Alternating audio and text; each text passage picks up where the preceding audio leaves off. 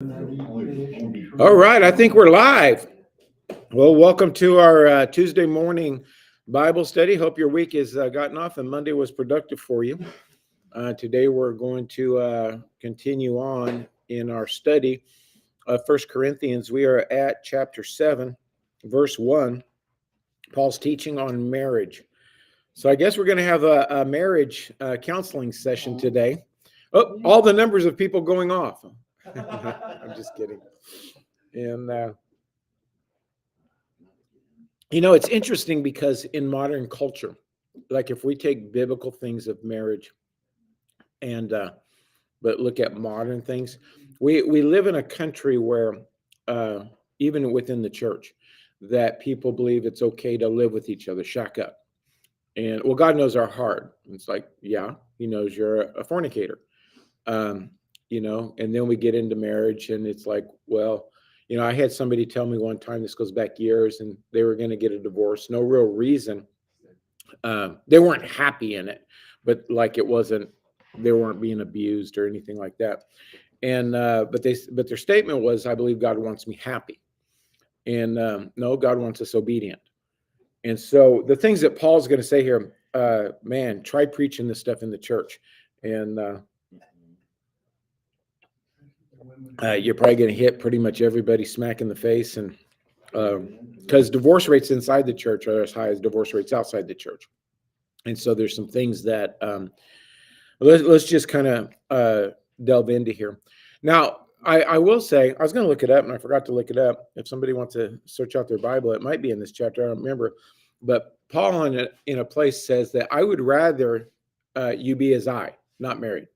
But it's better to marry than to burn. And it is.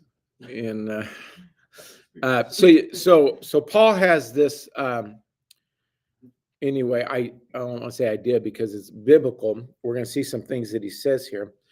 And then he also talks, when he over in the book of Ephesians, he starts comparing the marriage to our relationship with the church.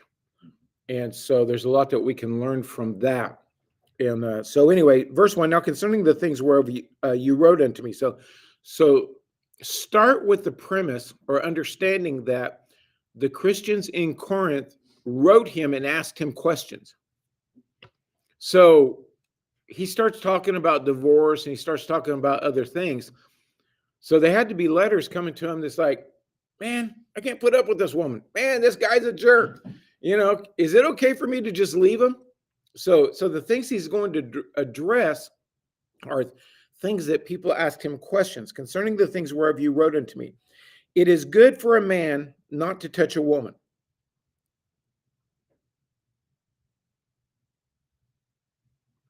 Just wanted to make an emphasis on that. It's good for a man not to touch a woman. Nevertheless, to avoid fornication, let every man have his own wife. So that kind of goes into the other verse that says it's better to marry than to burn. Hey, yes.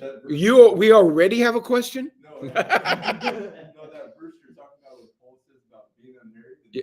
Did you find it? Yeah, it's on 8 and 9 of this chapter. Verse 8 and 9? Yep.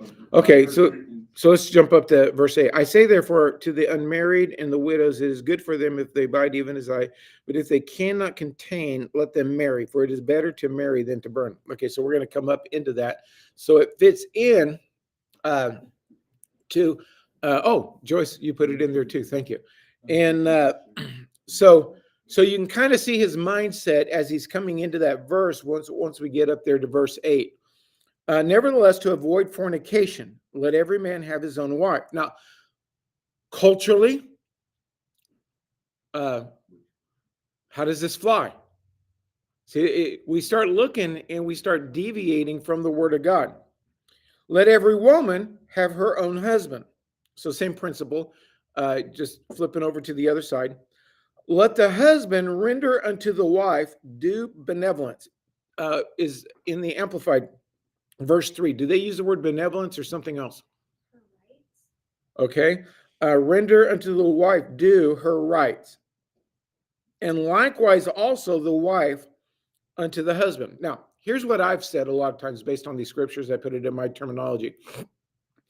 The best marriage you'll ever have is two people who are complete within themselves and they want to share their life with somebody else. They're not looking, but you hear it said all the time when people are getting married, I need them. So they're marrying based out of a need, or I want them. Wants are fickle. And so if you're on that plane, you're already walking down a path that's going to crumble because our wants change all the time. If you need somebody to make your life full, there's no person, there's no human being alive that can do that. And so you're going to walk in disappointments because nobody can do that. But this is where within the unit of marriage is that the only way that you can be upset that somebody is not treating you right is if you're focused on you. If you're focused on sharing your life with somebody else, you're focused on them.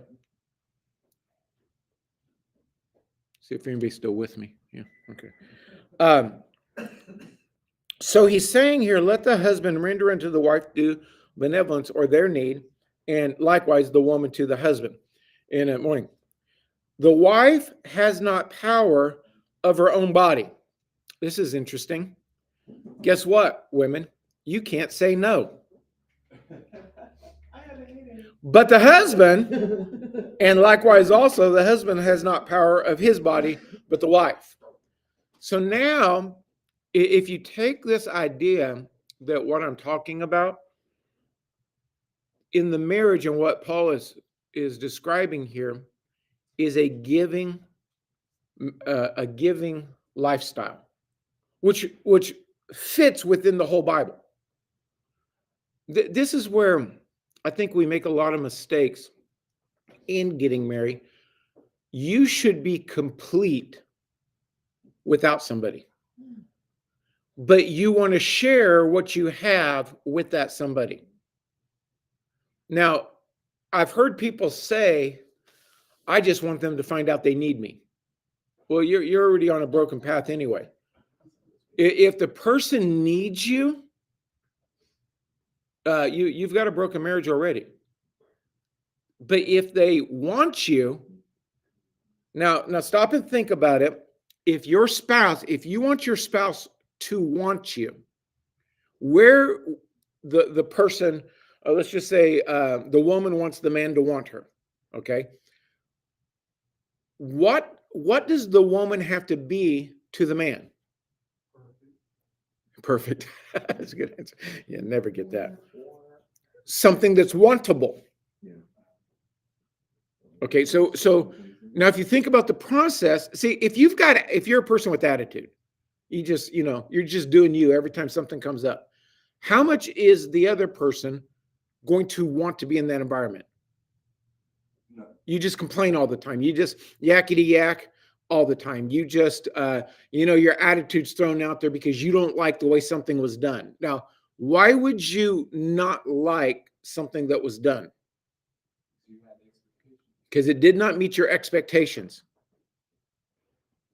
I'm impressed. I've been here before. Oh, because now if something does not meet your expectation, it's because you have a standard of which you expect the person to function at.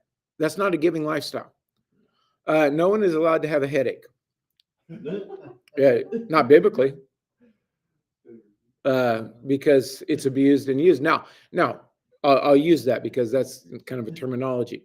Is that if a person truly is living a life to give and I want to share my life with you, and I want you to experience. If a legitimate headache was there, they would never ask. People use these things as excuses. I'm too tired. I'm this, I'm that, which is a focus on self. I tell you what, I could preach a week-long series on the focus of self.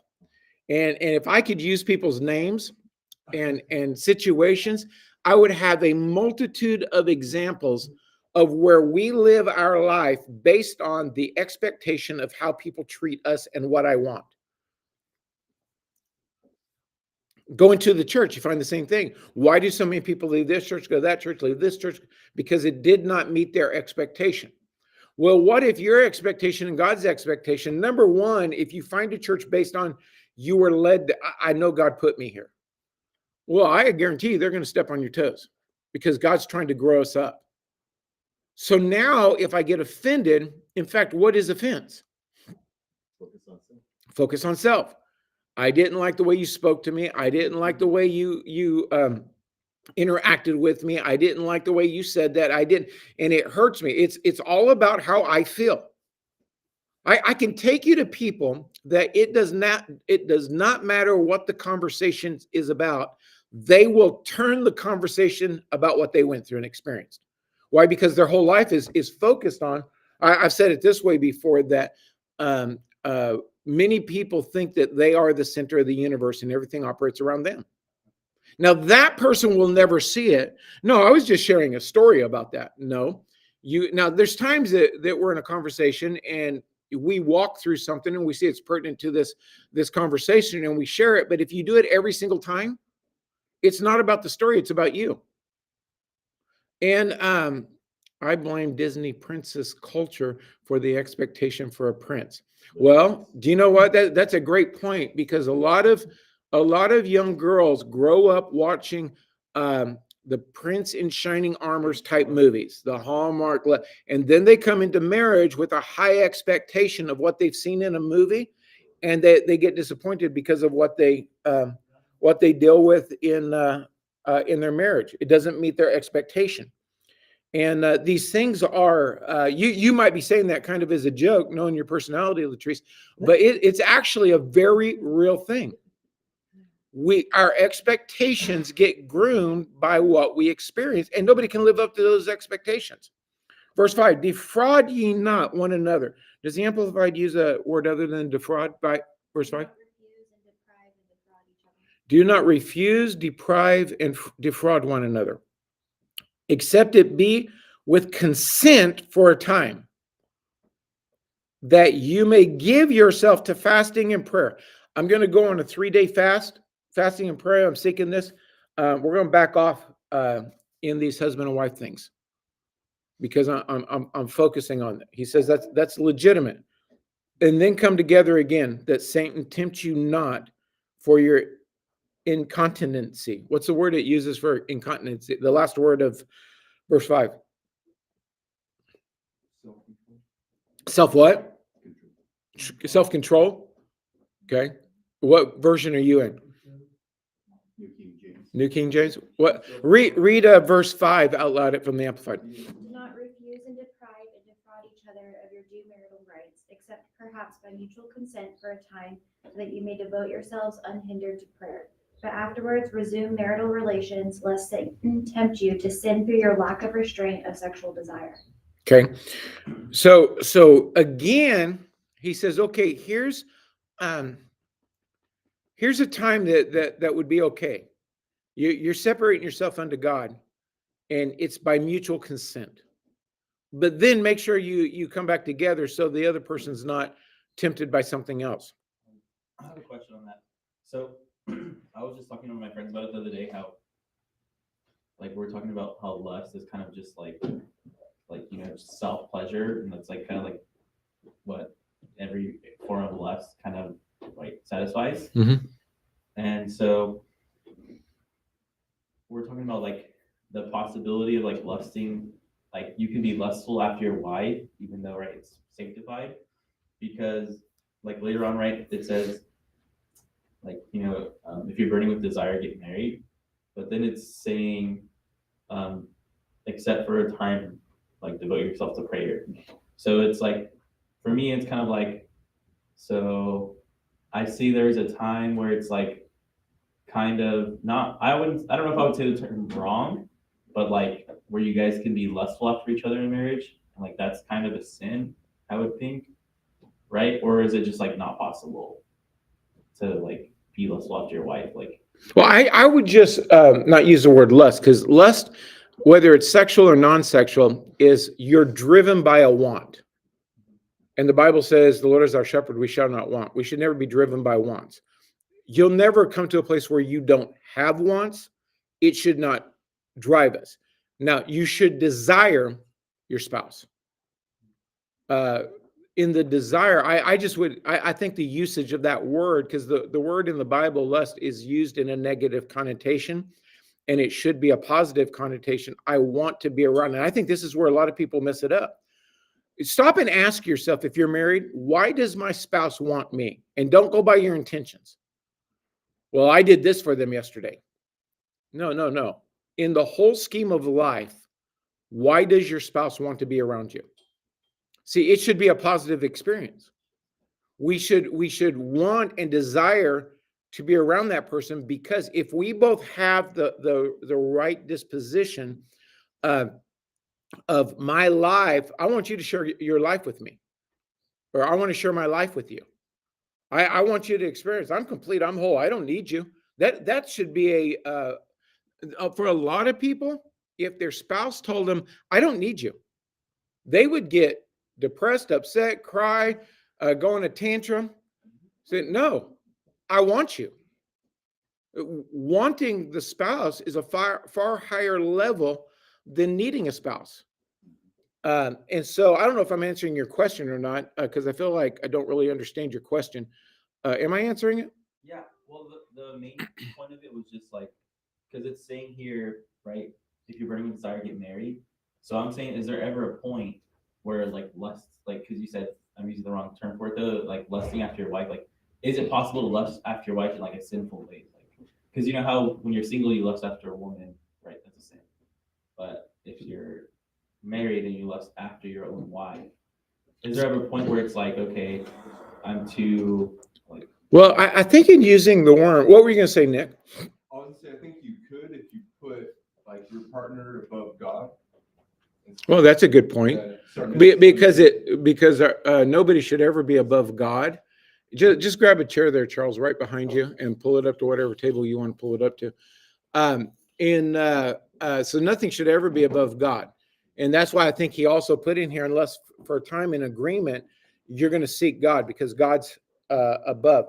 But again, I think in the realm of a perfect marriage, that each other wants the other person because it's a positive experience to their life. If the one side, pick on the man side, and then we'll go to the woman because it's equal on both sides. If the man has a view that I don't need her, but I want her. I want to share my life with her because being around her is a positive experience for me. And she, on the other hand, looks at him and says, I don't need you either, but I want to share my life with you. And because in being around you, it's a positive experience.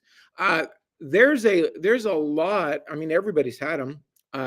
There's a lot of fighting that goes on between two people. But if you really, if you're the only reason why we have fights is because our expectation is not being made or met. Because if my expectation is so low that you can't violate it, why would I ever have an attitude with you? But I've got this saying, people's been people ever since people's been people. And our problem is the people element. And most people are not complete within themselves. They have to chase after things. And so it's in that, but Christ has once set us free. We're filled with the fullness of God. So what is there in us that creates these attitudes, that now there's some things that are biological that take place within the body that affects people's, attitude and whatnot. But I think even on that, if we set ourselves to prayer instead of submitting to it, we can even work through that because God's given us everything. And so anyway, I'm kind of putting my opinions in with Paul's. Let me stop doing that. But I speak this by permission. Now, what does that mean? What's that? Yeah. Actually, yes, but it's he asked. because God didn't tell him to say this. I speak this by permission and not of commandment. So God didn't say, I command you to answer this. Basically, remember, they wrote him letters. But also, isn't it also the wisdom that he had? Because he wasn't married. So Well- he had to have some heavenly insight into how it all works. Absolutely, because he's not talking from a natural realm. Right. He's talking from a spiritual realm, but he's doing it by permission. For now, if he got permission, this is what I'm going to write. Lord, is this correct? Yes. Go ahead and write that because that's good. There's a brokenness in people that only God can fix, not spouses. So take off the tool belts, folks. But there's truth in that. There's a lot of things inside of it. A spouse will never fix you. Amen. Now, how many spouses try to fix their spouse? Amen. I definitely tried. Yeah, I did too. Tammy did too. It doesn't work. You have no ability to fix somebody. That's why you better know them before you get married. Yeah. You should be around them long enough to see how do they react to difficult times. Yeah. How well do they handle pressure? How well do they handle interpersonal skills? How well do they handle money? That's mine. How well do they handle what else? Because you're going to live with it. In fact, I was doing marriage counseling one time, and there was issues that came up in both of them. Not issues, reactions. Like the one did not like what the other one said. And I said, did you notice their face when you said that? Huh? I said, you didn't notice their face as you were saying that? And because what you just said ticked them off. But they kept it under control because I'm sitting here. Now, you got to understand. And then I went back. I said, do you remember when you said this? Did you see their body position? Because it happened with both of them equally. So I wasn't picking on one. I was showing them. You should understand that when you're alone in your house, it wouldn't have stopped right there. Are you okay with that? Can you deal with that? And they both came out of environments that they were bringing that environment in. You are going to bring your environment, what you grew up in, what you know, into your own marriage. They say, and I don't remember the statistic, but it's actually a pretty good ratio, that a girl marries her father. Yeah. And a boy marries his mother. And because there's a comfortness that, now nobody does it psychologically. Oh, this person's just like my mother. I'm going to marry them. But there's a comfortness that you feel. Why is it that a woman who is physically abused in a relationship gets out of the relationship and marries another man that physically abuses her? Well, that's how they're rationally going through it, but there's a comfort level around that personality. And so they're not seeing the abuse yet, but there's a comfort level around the personality. And then when they get into the marriage, they start experiencing the same thing. What'd you say, Nick? I said, that's all she knows. Yeah. And if you think about it, as you're growing up, your mother is all you know. And so you learn that familiarity. And so there's an attraction within that you're not associating, with, but it's there because that's what you know. Are you raising your hand? Sunflower power? But I speak verse 7, for I would that all men were even as I myself, but every man hath his proper gift of God, one after this manner and another after that manner. I say therefore to the unmarried and the widows, it is good for them if they abide even as I. Don't go back into marriage. But if they cannot contain, if you can't handle yourself, then get married.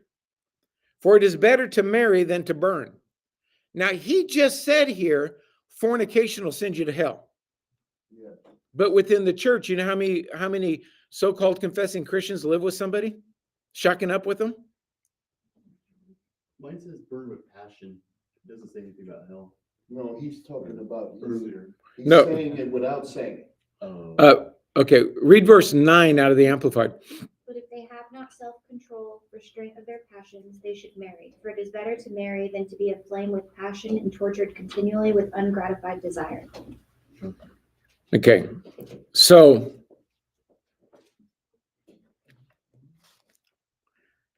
I guess modernization of that.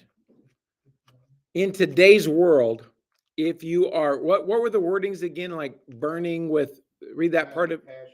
And desires, Aflame with passion and tortured continually with ungratified how many people aflamed with passion and tortured by desire are going to stay walking in the Christian walk in this day and age we live in?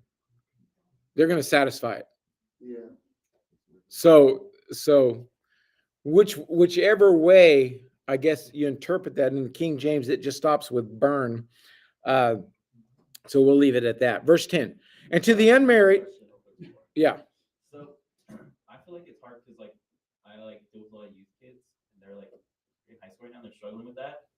So it's like I feel like it's I don't want to say wrong, but it's like why would you tell someone, hey, just get married to this person, just have like sex with them? Like, Well, I feel like he wouldn't say that. I No. feel like I'm interpreting it wrong because even here, like right above that, he says, "Oh, like take time apart to go closer to God." So why would he say get married if you like want to have sex? But when you are married, sometimes you have to take time apart because well, I think well, I would agree with you. I don't think he's saying just go get married so you don't do it. I think he would be in the context of find the right spouse and pursue it. Don't just stay and live in, like the way the Amplified say it, don't just stay and live in that condition, but pursue a right searching out, if you will, for lack of a better term, of a right spouse, so that it's a holy, marriage. And I was gonna also add to that, boyfriend and girlfriend, they're experiencing sex before marriage. In this modern culture, yeah, and definitely. so- And I believe it was happening also in that era. And so if you love this person, then you will do right by him or her. This way you save yourself from. Well, and also I don't know how predominant it is because you go back in the day and just culture. I mean, obviously there's always been women that's gotten pregnant outside of marriage. I mean, that probably goes back to the edge of time, but I don't think it's on the same level as it was today, because even if you go back into the early 1900s, the late 1800s, people were more proper, moral, and different things like that. But yeah, if you become complete, then you don't need somebody to satisfy you because you're complete. You want to experience life with them, and if it's on both sides, that okay, sunflower power. Let's not get too graphic in here. Morning, Jorge. All right. And unto the married I command, yet not I, but the Lord. Now he shifted from speaking that which he got permission to now, I'm telling you what God told me. Let not the wife depart from her husband. Now there's a colon there. So now the next verse is going to explain what he just said. But if she depart. So now even Moses they talked about writing the bill of divorcement. Let her remain unmarried or be reconciled to her husband, and let not the husband put away his wife. So now he's talking about divorce. Well, in the church world today, I mean, divorce rates are as high as they are in the world. There's really no difference, because today we basically have a carnal church where we do things the way that the world does things. But he told us not to, but if and when you do, then stay apart. Within the church now, how many people have been married, 172 times? Exaggerate so I don't hit somebody I actually know that they've been married that. Do we not see the spiritual problem that's involved? But to the rest I speak, I, not the Lord. Now he's shifting back into what what he got permission to speak. If any brother hath a wife that believeth not, and she be pleased to dwell with him, let him not put her away. So now getting a divorce based on the fact, well, they don't want to be a Christian is not the answer. If she's okay, that, okay, it's fine that you're going to chase God. I'm not going to do that. But I'm cool with it. And you're not having problems with it. Now, in the way he said that, if the person is harassing and they're not okay with it, now we become to a right that God is first. And the woman which hath a husband that believeth not, and if he be pleased to dwell with her, let her not leave him. So now you can't make a right for divorcement based on whether the person wants to do the things of God. Now, I've had numerous times where one spouse wants to tithe and the other doesn't. What do I do? Especially like on the woman's side, the husband doesn't and the woman wants to. They're the head of the household. I'm supposed to honor them, but I also see where I'm stealing from God. If I don't, I want to do that. And so my counsel has always been, number one, God knows your heart. I'd go to God about it. And if, especially if the husband's like the sole breadwinner, it's under his control. God knows what you want to do it. If you have dual incomes, tithe on your income before it goes into the household budget. But it's not a reason to divorce. For the unbelieving husband is sanctified by the wife, and the unbelieving wife is sanctified by the husband. Else were your children unclean, but now are they holy. So now, see, a lot of people get discombobulated about this, but if you will, whatever side you're on, the man or the woman, if you will walk with God, you can sanctify your spouse. But most people live in their emotions and what they have to go through, and they really struggle with this. What do you mean, no? Hold on. The other one is sanctified, you're set apart, but that don't mean you're saved. No, you will have an effect. You might, and very possibly they'll walk with the Lord later on in life because of your conduct. Been done many times. Yeah, but you look at, in fact, I haven't used the word conduct. That's a good statement. Most Christians' conduct is not Christian. It's centered around how they feel. We live in such an emotional world. Everybody's just focused on what you're doing to me, how you're talking to me, and I tell you what, we live in a society right now where we are emotionally bankrupt because we just live around how we feel. But if the unbelieving depart,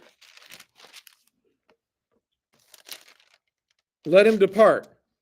So if the person says, no, I don't want any of this Christian stuff and you're too Christian and I don't want you going to church on Sundays because I want to go, do some stuff and you keep telling me no, I'm leaving you. Hasta la vista, baby. Let him depart. A brother or a sister is not under bondage in such cases, but God hath called us to peace. Now, I think the statement is interesting. They are not under bondage. In this case, they might be under bondage in other cases. Well, I just want to be happy. They don't make me happy. Well, you made your bed, lie in it. So could the bondage also be connected to that spouse trying to manipulate the other spouse to stay? Well, I'm sure that would take place within there. Either the one spouse that's leaving trying to manipulate the Christian into not being a Christian, and the other one trying to, because why would a believing spouse try to keep their husband or their other spouse, it doesn't have to be a husband, who doesn't want to live a part of their Christian life? There's one word. Money. You leave, my life's going to be hard. We've got these, it could be children also, I guess, that for the sake of the children. But what I'm going to have to, it's better for me that you stay here and we live under this bondage than what we'll live under if we go apart. But now we come into, how much is Jesus Lord of your life? It's not at that point. He's not at that point. Well, anytime, in fact, in most marriages, he's not Lord because we're looking for the spouse to meet our expectations because we're emotionally bankrupt. Why aren't we complete and focus on how can I go back to the question, why does your spouse want you? I mean, if you get honest with yourself, it will start dealing with your behavior. Amen.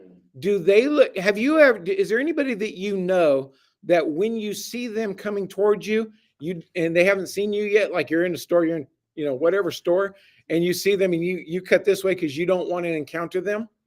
What does your spouse do? Are they looking forward to encountering you? I can honestly say mine is. Well, that's good. They should.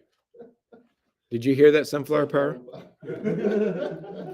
For what knowest thou, O wife, whether thou shalt save thy husband, or how knowest thou, O man, whether thou shalt save thy wife? So that goes back to your question, Daryl, is if you will walk rightly with the unbelieving spouse, then you don't know. You may be able to bring them and deliver them from eternity in hell. With the church veering off so far off track on the subject matter, which it is, we're like off way in a ditch. There is a generation of people who made the topic taboo in the church only because they didn't know how to explain it. Yeah, probably so. Thank you for not going the other way when I see you in Winco. That's because I give people permission to be themselves. I don't typically run from people. Not for you. I enjoy seeing you, but I just mean the people that are ornery. I don't run the other way most of the time.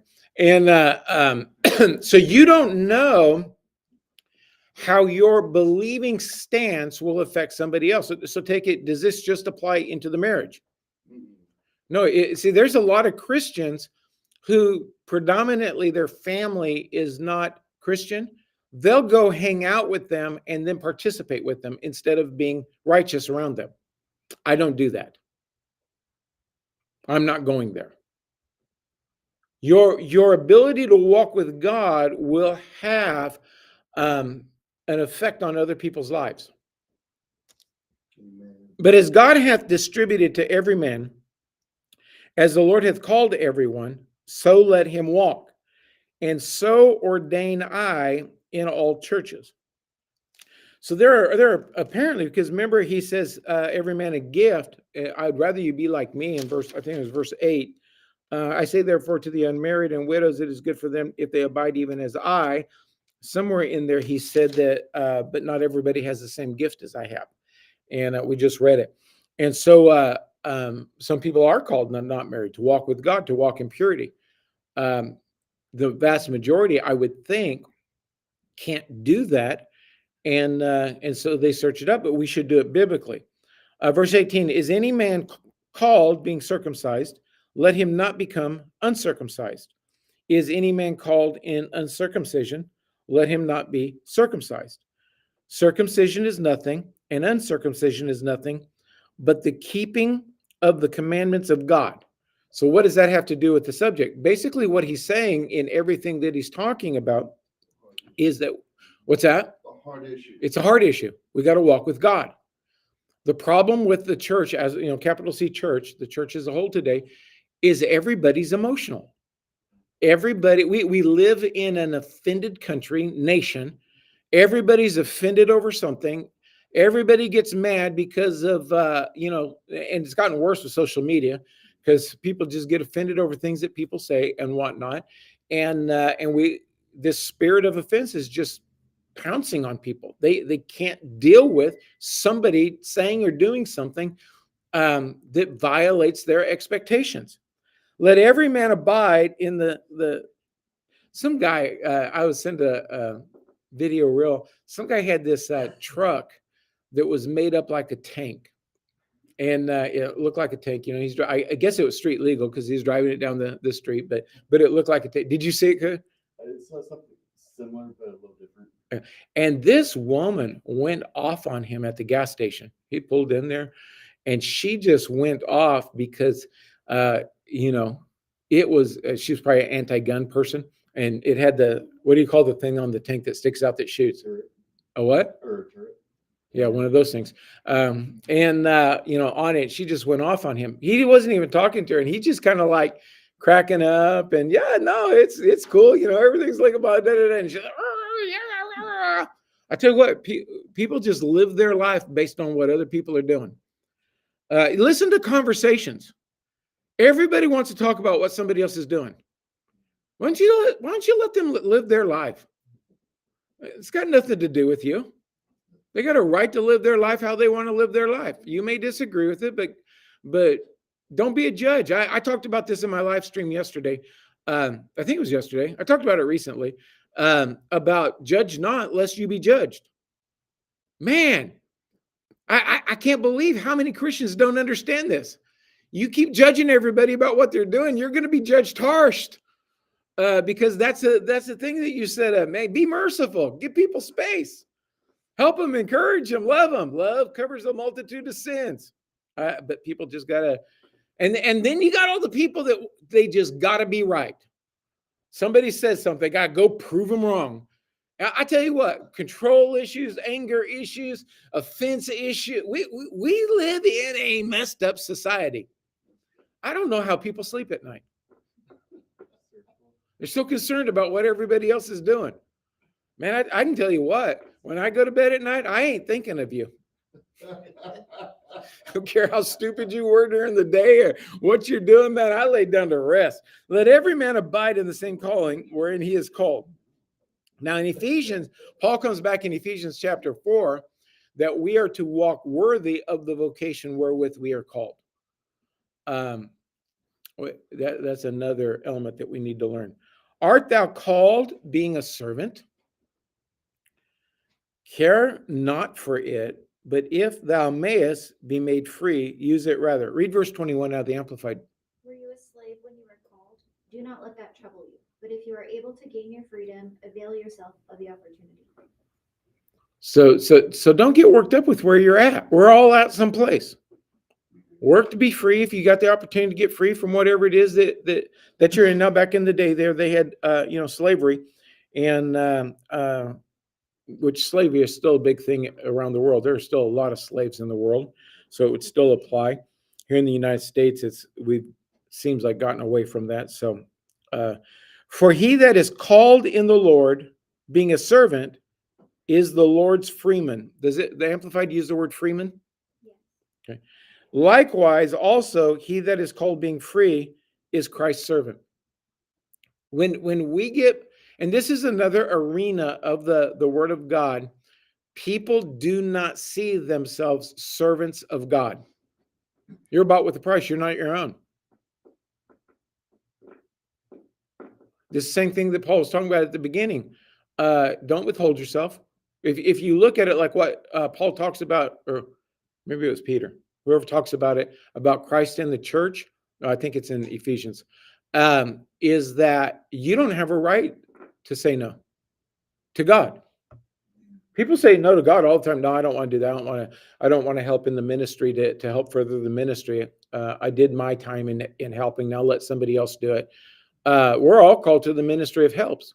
Do you know what we should do? Help. The big thing around, at least in the United States, that almost every church struggles in is children's ministry. People who can do it sit in the pews. They don't want to do it. We need help. Well, yeah, I'm not called to that. We didn't say you were called, but you are. We are all called to the ministry of helps. We need help cleaning the church. Yeah, I don't do that. But we need your help. See, there's so much of our lives that are non-biblical because we think it's okay for us to do us. You are bought with a price. Oh, I just quoted that. I didn't realize that it was the next verse. You are bought with a price. Be not ye the servants of men. Do you know how many people are servants of the man? Now, who's the man? Boss. The boss, corporate.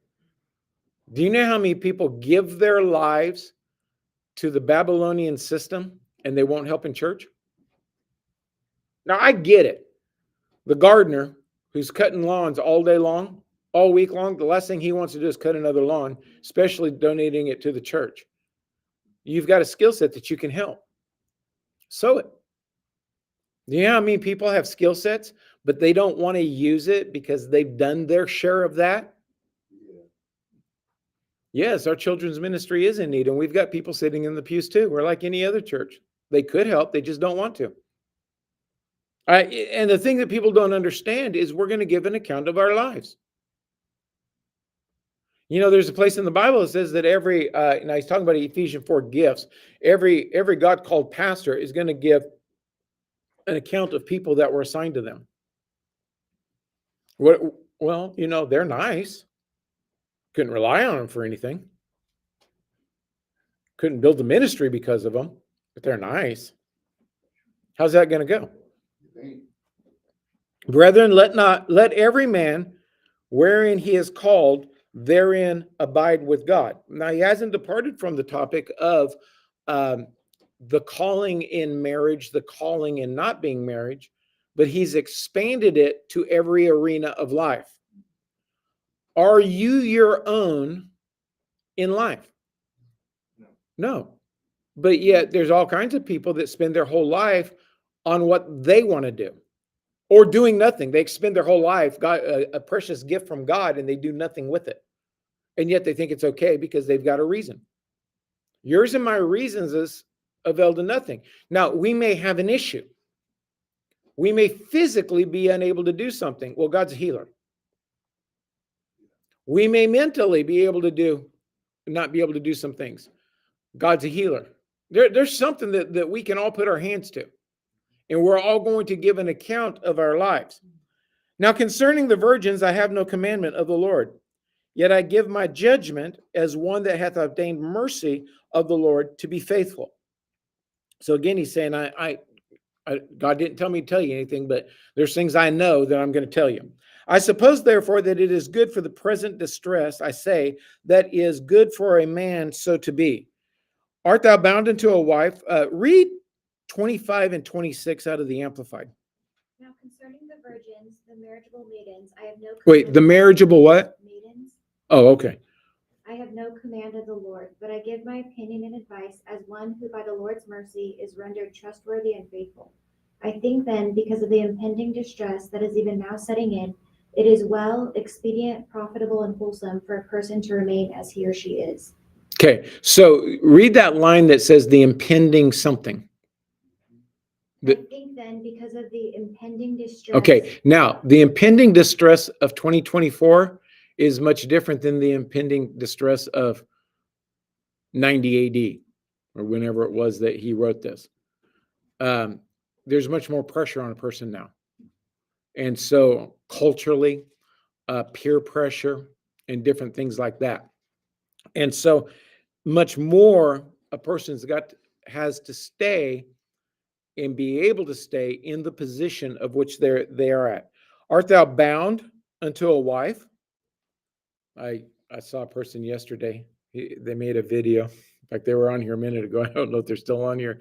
And they said, "Hey, babe, remember how happy we were 10 years ago?" And she says, "We didn't know each other 10 years ago." Yeah, that's my point. Sounded like this, bound unto a wife. Seek not to be loosed. Art thou loosed from a wife? Seek not a wife. Now, how much violation of this word is there in the world today? See, if we get down to it, we don't live our lives biblically in most arenas. We don't handle our money biblically. We don't handle our life biblically. We don't handle our marriage biblically. We don't do all this. But, and if thou marry, thou hast not sinned. Okay. Art thou bound? Because I was asked this question yesterday. Let me go back. Art thou bound unto a wife? Seek not to be loosed. Art thou loosed from a wife? Seek not a wife. But if thou marry, thou hast not sinned. Now, didn't we read earlier that he says stay single? And if a virgin marry, she hath not sinned. Nevertheless, such shall have trouble in the flesh, but I spare you. Read verse 27, 28 out of the Amplified. Are you bound to a wife? Do not seek to be free. Are you free from a wife? Do not seek a wife. But if you do marry, you do not sin in doing so. And if a virgin marries, she does not sin in doing so. Yet those who marry will have physical and earthly troubles, and I would like to spare you that. Okay. Let me send a text here. Read 1 Corinthians 7, 27 and 28. It's from the question I had yesterday. Where are we at on time? 9:20. But this I say, brethren, the time is, go ahead, What verse are you on? 29. Okay. But this I say, brethren, the time is short. It remaineth that both they that have wives be as though they have had none. Read verse 29 out of the Amplified. I mean, brethren, the appointed time has been winding down, and it has grown very short. From now on, let even those who have wives be as if they had none.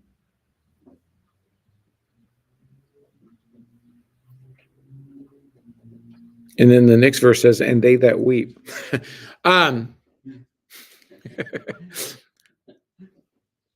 Opinions on verse 29.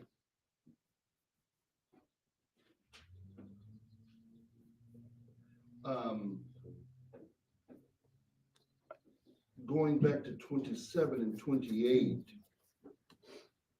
because I think it's connected to that. God has to be first in the marriage. And if he is not first in the marriage and one separates, keep your focus on God. The second part of it that that stands out to me in verse 28.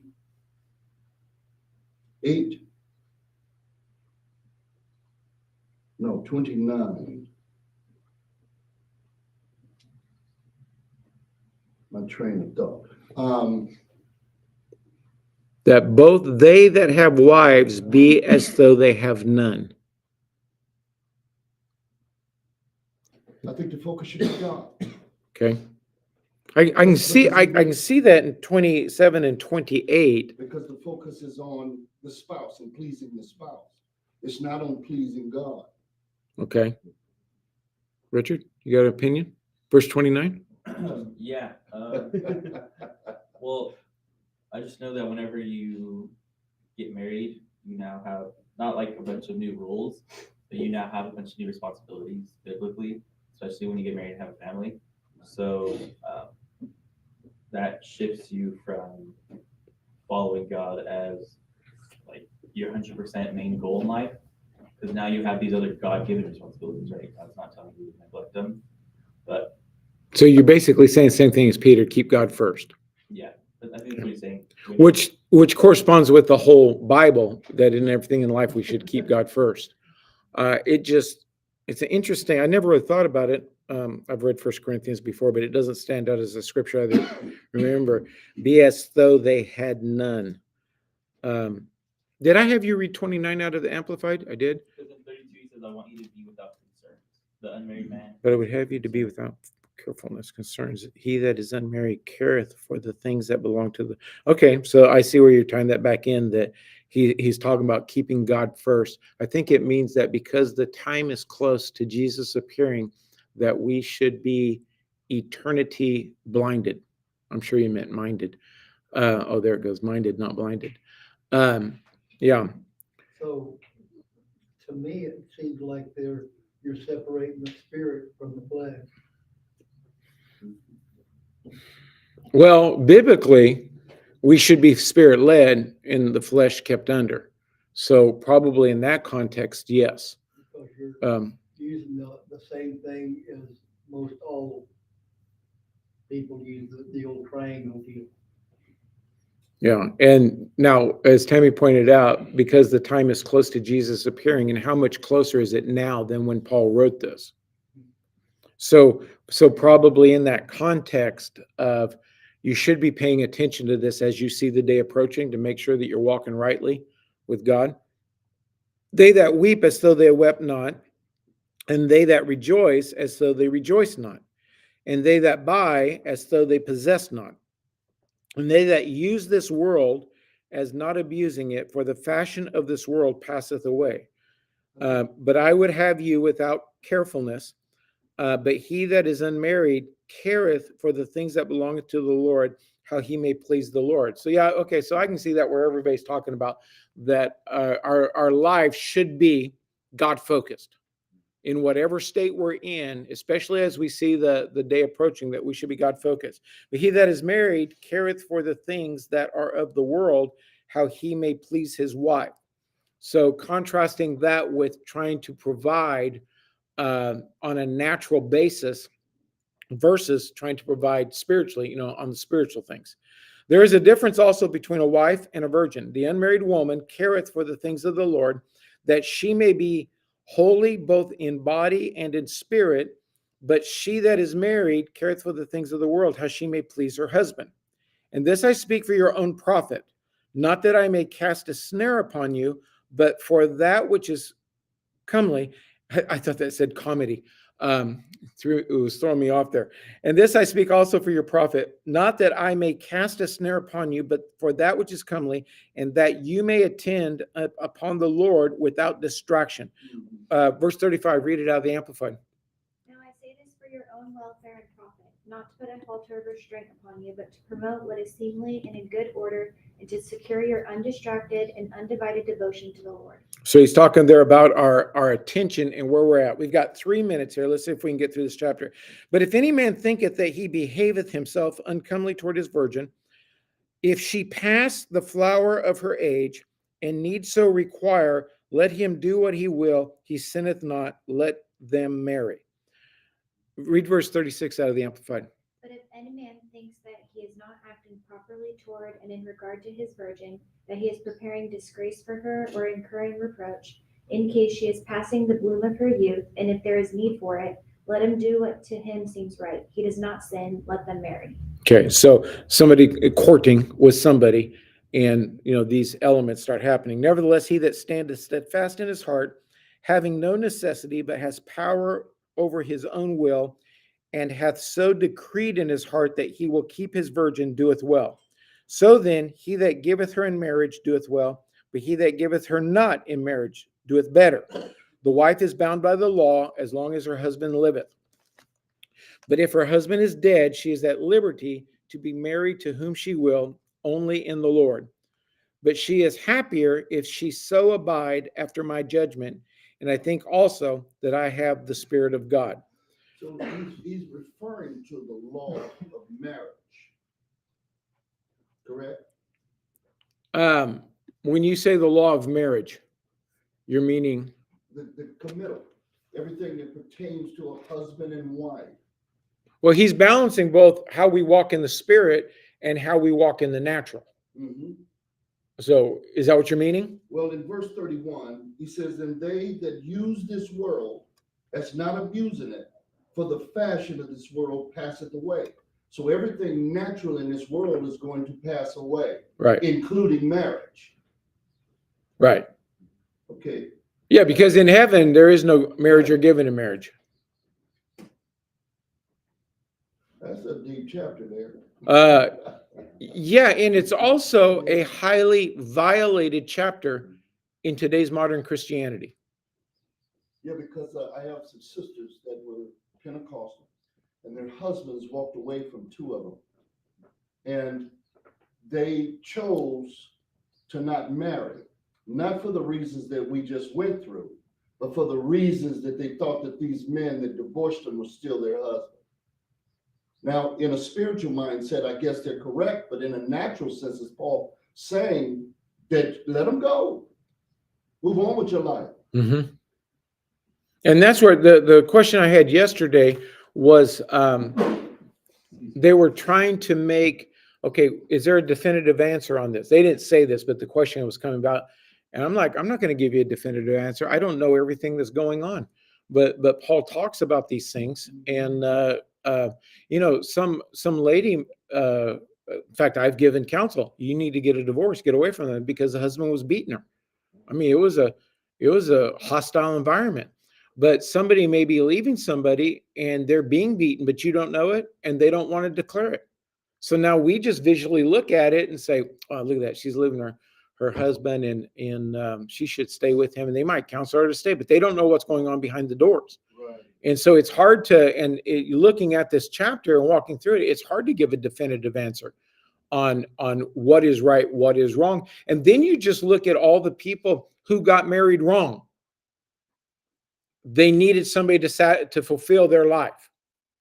They just, naturally, oh, I really like him. He's got really nice hair. And then all of a sudden, the hair's gone.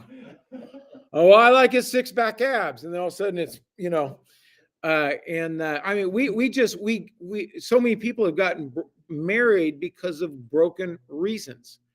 And I mean, there's one, Peter and I both tried to get the person not to marry the person. Now they're walking through it.